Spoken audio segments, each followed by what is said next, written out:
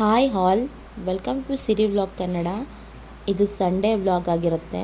ಯಾರೆಲ್ಲ ನನ್ನ ಚಾನಲ್ನ ಇನ್ನೂ ಸಬ್ಸ್ಕ್ರೈಬ್ ಮಾಡಿಲ್ವೋ ದಯವಿಟ್ಟು ಸಬ್ಸ್ಕ್ರೈಬ್ ಮಾಡಿಕೊಂಡು ನೋಡಿ. ಏನಪ್ಪ ವಿಶೇಷ ಅಂದರೆ ನಮ್ಮ ಅತ್ತೆ ಮಗಂದು ಅಂದರೆ ಅಪ್ಪಾಜಿ ಇಲ್ವಾ ಅವ್ರ ತಂಗಿ ಮಗಂದು ಮದುವೆ ಇತ್ತು. ಹಾಗಾಗಿ ಎಲ್ಲರೂ ಊರಿಗೆ ಬಂದಿದ್ದೀವಿ. ನಮ್ಮ ಅಜ್ಜಿ ತಾತನಿಗೆ ನಾವು 10 ಜನ ಮೊಮ್ಮಕ್ಕಳು. ಅದರಲ್ಲಿ ಎಲ್ರಿಗೂ ಮದುವೆ ಆಗಿದೆ, ಇಬ್ಬರನ್ನ ಬಿಟ್ಟು. ಒಂದು ನಮ್ಮ ಅಣ್ಣ, ಅಪ್ಪಾಜಿಯವರ ಅಣ್ಣನ ಮಗ, ಇನ್ನೊಬ್ಬರು ಈಗ ಆಗ್ತಿರೋ ಒಂದು ಇವನು ನಮ್ಮ ಸೋದರತ್ತೆ ಮಗ, ಲಾಸ್ಟ್ನೇ ಮೊಮ್ಮಗ ಇವನು. ಹಾಗಾಗಿ ಅವನಿಗೆ ಅರಿಶಿನ ಸ್ನಾನ ಮಾಡಿಸೋಣ ಅಂತ ಹೇಳಿ ಮೊದಲು ಊಟಕ್ಕೆಲ್ಲ ರೆಡಿ ಮಾಡ್ಕೊಬಿಡೋಣ, ಆಮೇಲೆ ಅವನನ್ನು ಕರೆಸೋಣ ಅಂತ ಹೇಳಿ ನಮ್ಮ ಮನೇಲಿ ಅಡುಗೆ ಕಾರ್ಯಕ್ರಮ ನಡೀತಿದೆ. ಊಟಕ್ಕೆ ಅಂತ ಹೇಳಿ ವೆಜ್ ಪಲಾವು, ವೈಟ್ ರೈಸು, ತರಕಾರಿ ಬೇಳೆ ಸಾಂಬಾರು ಆ್ಯಂಡ್ ಸ್ವೀಟ್ಗೆ ಅಂತ ಹೇಳಿ ಹೆಸರುಬೇಳೆ ಪಾಯಸ ರೆಡಿ ಮಾಡ್ತಿದ್ದಾರೆ.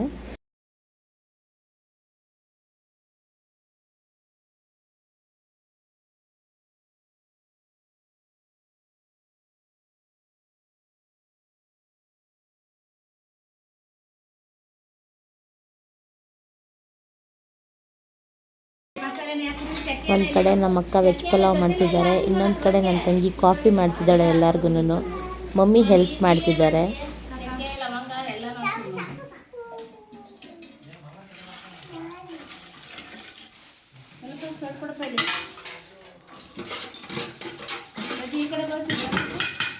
ಆಯ್ತಕ್ಕ.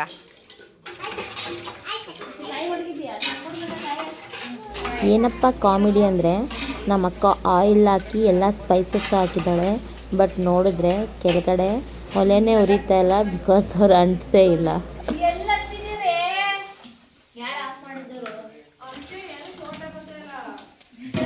ಸರಿ,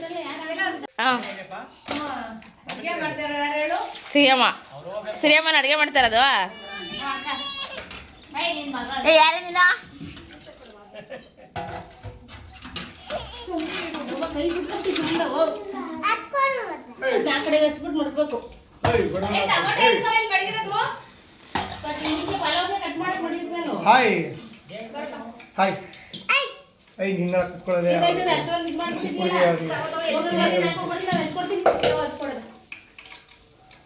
ಏ ಮಮ್ಮ, ನೀನೇನು ಇಷ್ಟೊಂದು ರೆಸ್ಪೆಕ್ಟ್ ಕೊಡ್ತೀಯ ಅಂತನ?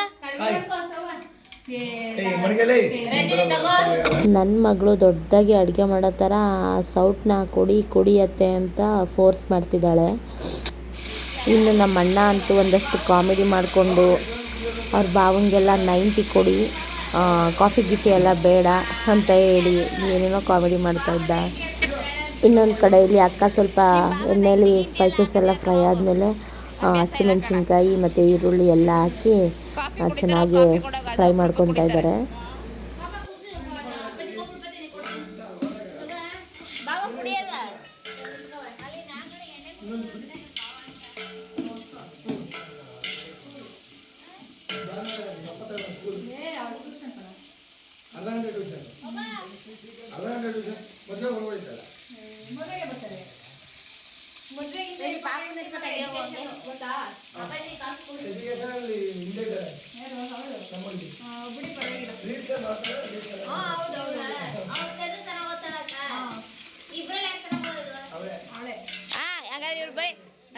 ರೀಲ್ಸ್ ಆಮೇಲೆ ಮಾಡ್ಕೊಳ್ಳುವಂತೆ, ಓದು ಮಗಳೇ ಫಸ್ಟ್.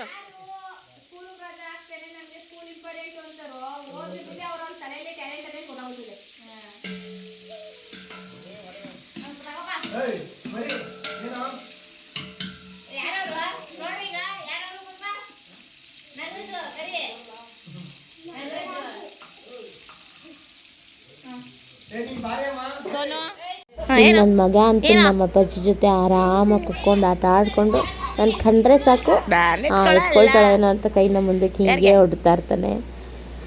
ಎತ್ಕೊಳ್ಳಲ್ಲ, ನಾನು ಬ್ಯುಸಿ ಇದ್ದೀನಿ ಅಂತ ಅಪ್ಪಾಜಿನೇ ಎತ್ಕೊಂಡಿದ್ರು.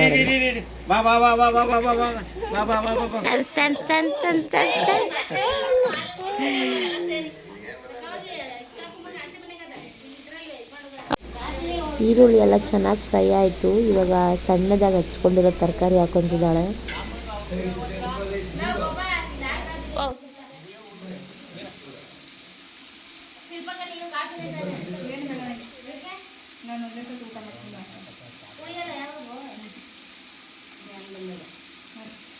ಜಾಸ್ತಿ ಟೆನ್ಷನ್ ಆಗಿ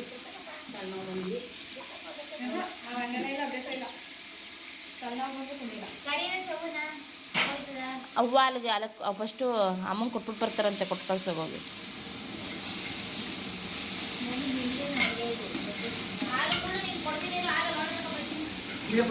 ನೋಡಿ ನಮ್ಮಕ್ಕ ಹೇಗೆಲ್ಲ ಕಾಮಿಡಿ ಮಾಡಿಕೊಂಡು ಅಡುಗೆ ಮಾಡ್ತಿದ್ದಾಳೆ ಅಂತ.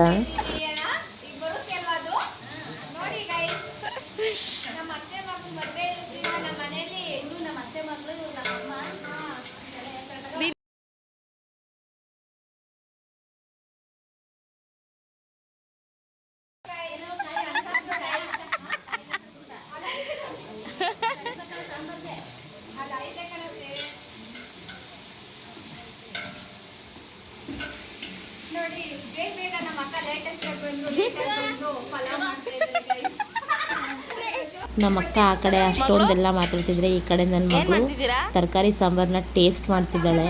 ಏನೇನು ರೆಸಿಪಿ ಅಂತಾನು ಹೇಳ್ತಾಳೆ, ಕೇಳಿಸ್ಕೊಳ್ಳಿ.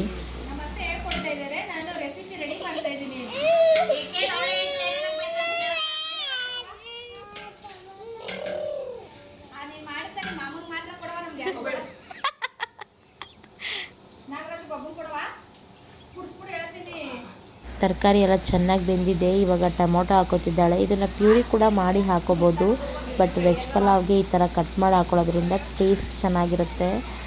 ಮಧ್ಯ ಮಧ್ಯ ಸಿಗುತ್ತಲ್ಲ, ಸೊ ಹಾಗಾಗಿ ಚೆನ್ನಾಗಿರುತ್ತೆ.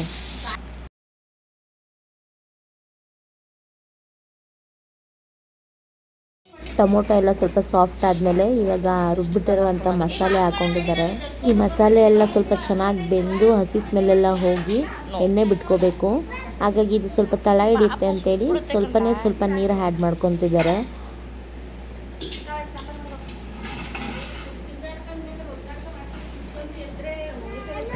ಇವಾಗ ಇದು ಸ್ವಲ್ಪ ಚೆನ್ನಾಗೆ ಬೇಯಬೇಕು, ಖಾರ ಎಲ್ಲ. Okay, done. ಇದು ಇವಾಗ ಪಲಾವ್ ಮಾಡ್ತಿದ್ದಾರೆ. ಚಿಕನ್ ಹಾಕಿದ್ರೆ ಚಿಕನ್ ಬಿರಿಯಾನಿ ಆಗುತ್ತೆ. ರೈಟ್. ಹಾಂ, ತರಕಾರಿ ಹಾಕಿದ್ರೆ ವೆಜ್ ಪಲಾವ್ ಆಗುತ್ತೆ. ನೀವು ಈ ಥರನೂ ಬೇಕಾದ್ರೆ ಮಾಡ್ಕೋಬೋದು. ಸರಿನಾ? ಸಿರಿಯಪ್ಪ ಅವ್ರಿಗೆ ಹೇಳ್ತಾರದು, ಟ್ರೈ ಮಾಡಿ. ಓಕೆ, ನೀವು ಏನು ಬೇಕಾದ್ರೂ ಮಾಡ್ಬೋದು. ತರಕಾರಿ ಹಾಕಿದ್ರೆ ವೆಜ್ ಪಲಾವ್ ಆಗುತ್ತೆ, ಇದಕ್ಕೆ ಚಿಕನ್ ಹಾಕಿದ್ರೆ ಚಿಕನ್ ಬಿರಿಯಾನಿ ಆಗುತ್ತೆ. ಗ್ರೇವಿ ಐಟಮ್ ಮಾಡ್ಕೊಂಡು ಫ್ರಿಜ್ಜಲ್ಲಿ ಇಟ್ಕೊಂಡು ಅಲ್ಲದೆಲ್ಲ ಮಾಡ್ಕೊಂಡು ತಿನ್ಬೋದು. 3 in 1. ಸರಿ ಅಲ್ವಾ? ಓಕೆ.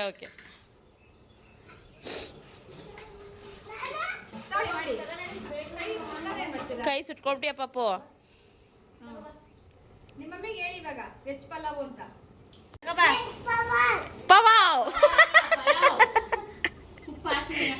ಪಲಾವ್ ಹೇಳು Pappu. Pulao. Okay, veg pulao. Sambar ಸಾಕಲ್ವಾ? ಖಾರ ಇಲ್ಲ ಅಲ್ವಾ? ಟೇಸ್ಟ್ ನೋಡ್ತಿದ್ದಾರೆ. ಟೇಸ್ಟ್ ಹೇಗಿದೆ? Master chef. ಎಲ್ಲ ಒಂದು ಕಡೆ ಸೇರೋದೇ ಈ ಥರ ಒಂದು ಚಂದ. ಆ್ಯಂಡ್ ಅದರಲ್ಲೂ ಈ ಥರ ಅಡುಗೆ ಮಾಡಿಕೊಂಡು ಕಾಮಿಡಿ ಮಾಡಿಕೊಂಡು ನಮ್ಮದೇ ಆದಂಥ ಒಂದು ಕಾನ್ವರ್ಜೇಷನ್ ಮಾಡಿಕೊಂಡು ಅಡುಗೆ ಮಾಡ್ತಿದ್ರೆ ಇನ್ನೂ ಚಂದ. ನಮಗಂತೂ ಟೈಮ್ ಹೋಗಿದ್ದೇ ಗೊತ್ತಾಗಲಿಲ್ಲ.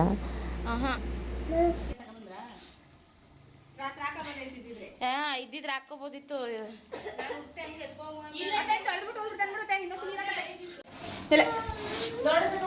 ಸರಿ ಸುಟ್ರೆ ನನ್ನ ಮಗಂಗೆ ಯಾವಾಗ ಗೊತ್ತಾಗುತ್ತೆ. ನೀರು ಹಾಕಿರ್ತೀನಿ ನಾನು.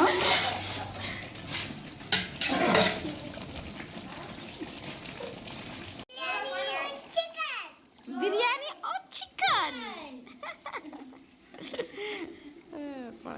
ಇದೇ ಟೈಮಲ್ಲಿ ಅಕ್ಕಿಗೆ ಎಷ್ಟು ಬೇಕೋ ಅಷ್ಟು ನೀರು ಹಾಕೋಬೇಕು.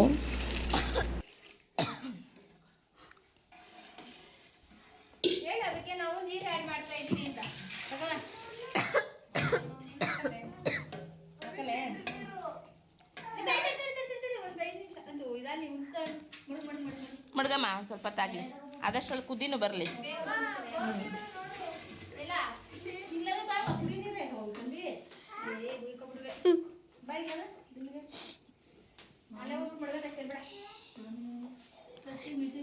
ನನ್ನ ಮಗಳು ನೋಡಿ ಸ್ವಲ್ಪ ಉಪ್ಪು ಖಾರ ಎಲ್ಲ ಚೆಕ್ ಮಾಡ್ತಿದ್ದಾಳೆ.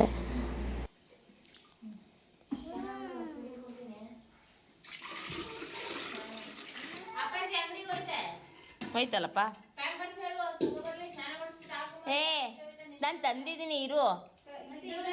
ನಾನು ಹೇಳಿತ್ತು ಅಲ್ಲಿಗೆ ಹೊಸಳ್ಳಿಗೆ ತಂದಿಲ್ಲ ಅಂತ.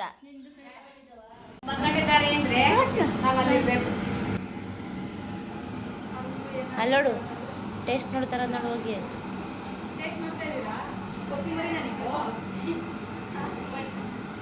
ಚೆನ್ನಾಗೈತ ಮಮ್ಮಿ.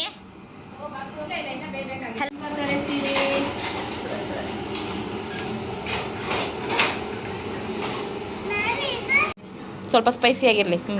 ಹಾಕಾಕು.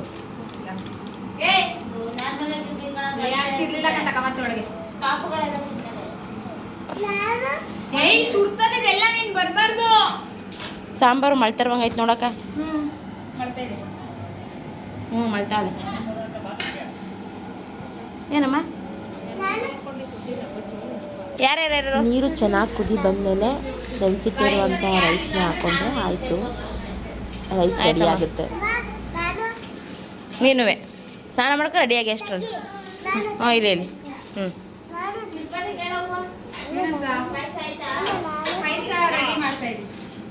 ಒಂದು ಕಡೆ ಸಾಂಬಾರು ಕೂಡ ರೆಡಿ ಆಯಿತು. ಇನ್ನೇನೋ ಒಂದು 10 ನಿಮಿಷದಲ್ಲಿ ಪಲಾವ್ ಕೂಡ ರೆಡಿ ಆಗಿಬಿಡುತ್ತೆ. ಇನ್ನು ಪಾಯಸಕ್ಕೆ ರೆಡಿ ಮಾಡಬೇಕು ಅಂತೇಳಿ ಮಾತಾಡ್ತಿದ್ದಾರೆ.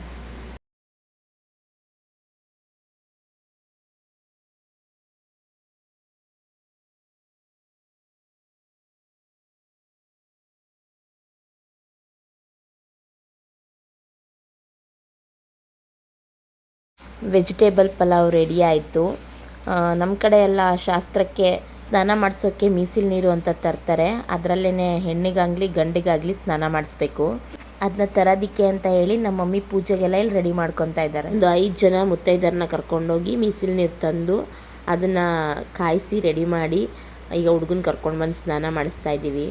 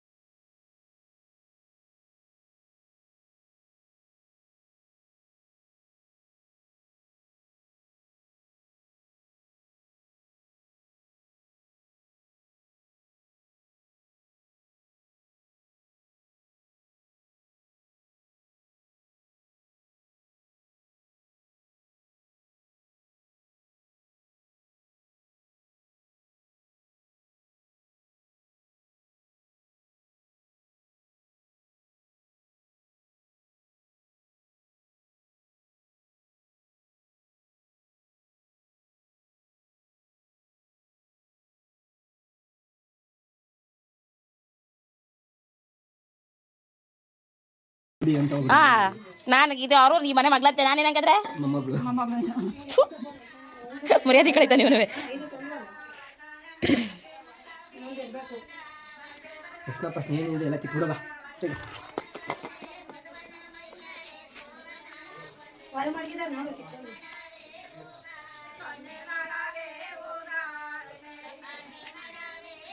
ಶೋಭಾನ ಹೇಳಾರ್ದು ವಿಡಿಯೋ ಮಾಡಬೇಕು. ಚೆನ್ನಾಗಂತ ತಿಕ್ಕವ ಗ್ಲೋ ಆಗ್ಬೇಕಂತೆ ನಾವು ಇದು ಸಸಿ. ಆದ್ರೆ ಯಾಕೆ ಇಷ್ಟು ಬೇಗ ಮದುವೆ ಐತಿದೆಯಲ್ಲ? ನಾನು ಆದಾಗ 26 ವರ್ಷ. ಏನವಾ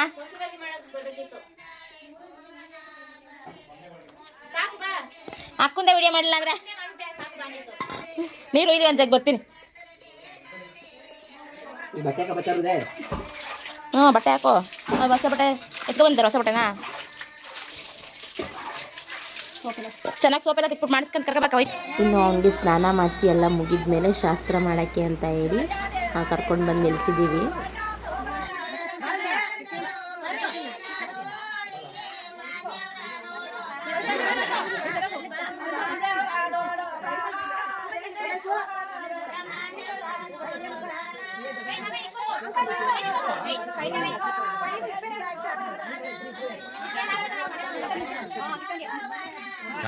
ಸಾಯಂಕಾಲ ಇನ್ನೊಂದ್ಸಲ ಮಾಡಿಸೋದು ಹಾಕ್ರಿ ಅಷ್ಟೇ.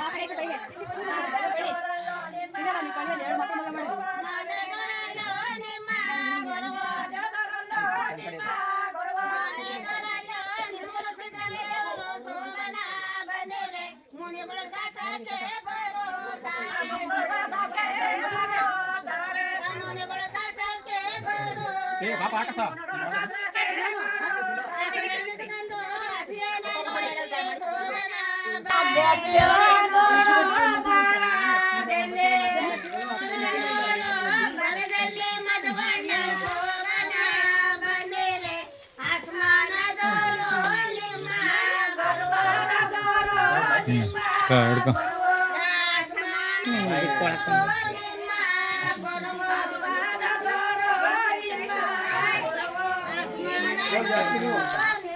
Smile please.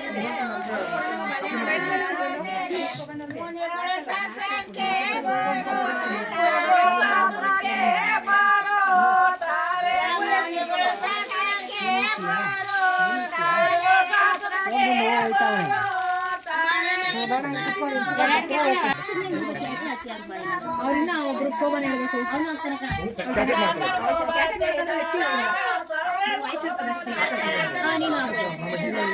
ನೀನು ಹಾಕು.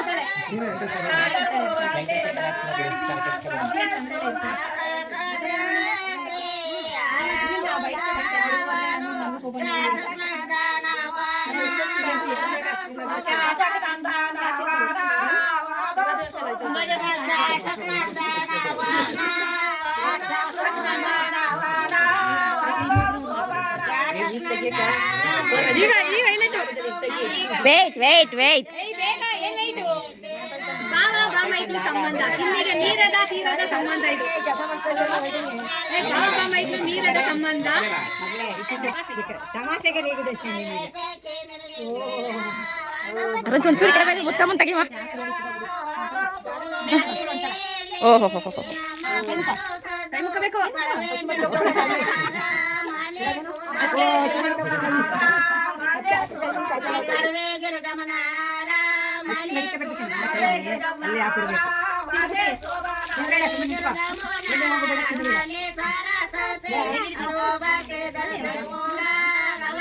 ಗುಂಡಿ ನೀವು ಇಕ್ಬೇಕಾ? ಓಹೋ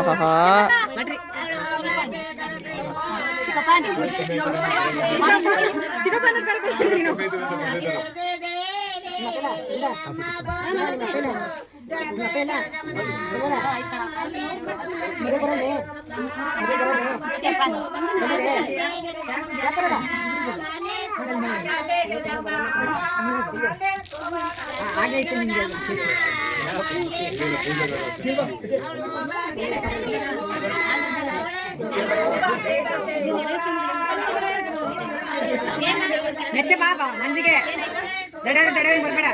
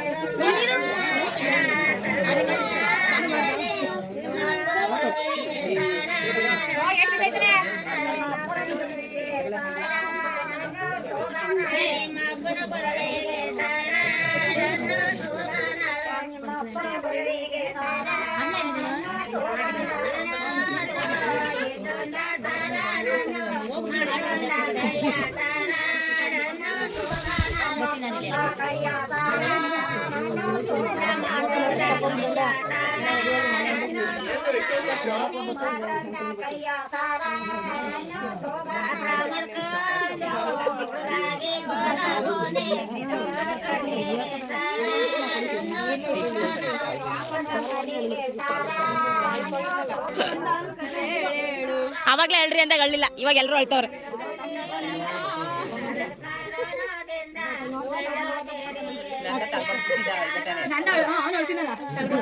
ಪ್ರೀತಿ ಮೊಮ್ಮಗ ಬೇರೆ, ಕಿರಿ ಮೊಮ್ಮಗ ಲಾಸ್ಟ್ನೇವನು ಅಂತ ಲವ್ ಜಾಸ್ತಿ.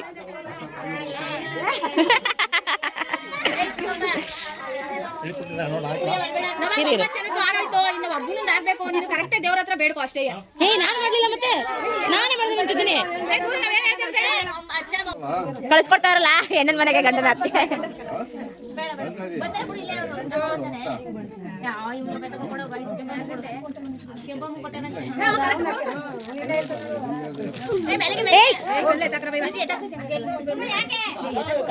ನಿಂತ್ಕೊಳ್ಳಿ ನೀನು.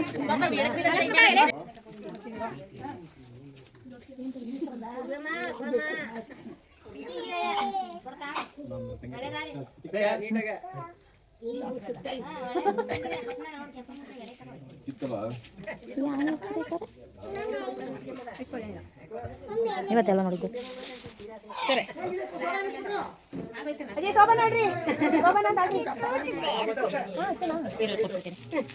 ನಿಲ್ಸ್ಕೊಂಡ ಹೇಳ್ಬೇಕು. ಸಂಬಂಧ ಏಳೇಳು ಜೇನು ಮೊದಲು ತೀರದ ಸಂಬಂಧ ಹೆಂಗೆ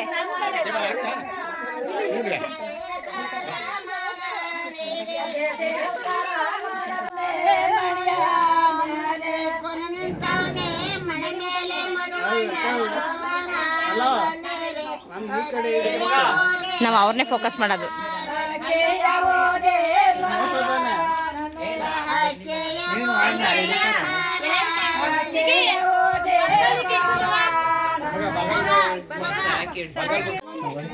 ಶಾಸ್ತ್ರ ಎಲ್ಲ ಮುಗೀತು, ಹಾಗಾಗಿ ಊಟ ಬಡಿಸೋಣ ಅಂತ ಹೇಳಿ ಮನೆ ಒಳಗಡೆ ಕರ್ಕೊಂಡು ಬಂದ್ವಿ ಹುಡುಗನ್ನ.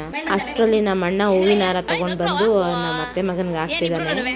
ಆ್ಯಕ್ಚುಲಿ ಅವಾಗಲೇ ಹಾಕ್ಬೇಕಾಗಿತ್ತು, ಬಟ್ ಎಲ್ಲ ಮರ್ತೋಗ್ಬಿಟ್ಟಿದ್ರು. ಹಾಗಾಗಿ ನಾನು ನೆನಪಿಸ್ದೆ ಇವಾಗ ಹಾಕ್ತಿದ್ದಾರೆ. ಅದಕ್ಕೆ ಅಷ್ಟರಲ್ಲಿ ಅಡುಗೆ ರೆಡಿ ಇತ್ತು, ಹಾಗಾಗಿ ಊಟ ಬಡಿಸ್ಬಿಡೋಣ ಅಂತ ಹೇಳಿ ಎಲ್ಲ ತಗೊಂಡು ಬಂದು ಊಟ ಬಡಿಸ್ತಾ ಇದ್ದೀವಿ.